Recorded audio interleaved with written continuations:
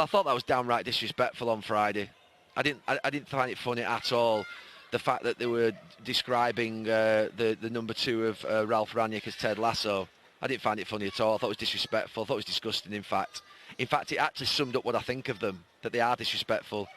I think if I was Ralph Rangnick and his number 2, to be honest with you, I would gain strength from that, because I wouldn't want to be on the same page as some of those players that are leaking that story, those types of stories. I mean, no, it never happened in my time, but we had the greatest level of stability. I always remember when I joined Sky and we had the Champions League in the early years, and I went over to Napoli to do a game. I don't know if you were doing that game in Napoli. It was Chelsea v Napoli, and Villas-Boas was the manager. And I don't know if you remember, he left out, I think, Frank Lampard, Sen, Cole. He left out 4 or 5 prominent players. He was obviously in his sort of last days, and managers do that, don't they? They just sort of, like you say, free hit. And I always remember sat there at lunchtime and with the Sky sort of team that were there that day, and the calls coming through to our team and other journalists that were sat around us, you know, slagging off the manager and sort of saying that, you know, leaking team news. And I was like, does this actually happen? Players' agents, players' PR teams are briefing the media on a match day about what's going on in the club. And it was the first time that I'd ever sort of seen it and known it happen. And it really unnerved me. But it's happening at Manchester United now. They're at it. They're at it. The PR teams, their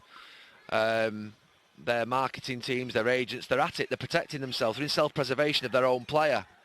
But what they don't realise is, unfortunately, that when they do go and speak to the media, those media people come and speak to us. So we find out about it, so we know who's briefing. And the reality of it is, we don't like it. Now, I'm not going to obviously, you know, we're not going to throw people under a bus here, because obviously you have that sort of journalistic respect. But the fact of the matter is, they're at it. Just like the Chelsea team were all those years ago, this Manchester United team are at it. Self-preservation, looking after one another, excuses all the time. Stop it. Go in, work as hard as you can, do the best you can, never give in. Represent you, your family, the club, the very best you can every single game. If you get picked, go for it. If you don't get picked, support the lads on the pitch who are there. That's it. That's your job. Yes, it's Sport Extra fans, and that's the Manchester United legend. Neville confirmed he knows who leaked the Manchester United, the secret in dressing room. As we know, every day we hear what's happening in Manchester United, the dressing room. If there is any misunderstanding, conflict, or any kind of issue in Manchester United, the dressing room appear a different social media's heading. But truly, this is not the good thing to leak the everything in Manchester United dressing room, because it can be the weapon in an opponent club or opponent team who can facing them in next games or in any kind of match. But all in all, wishing Manchester United all the best in the game against the Brighton, and I hope this Manchester United fans need to saw is to win the game. It's not drawing at we saw in different game backs. So please subscribe, like, comment and share.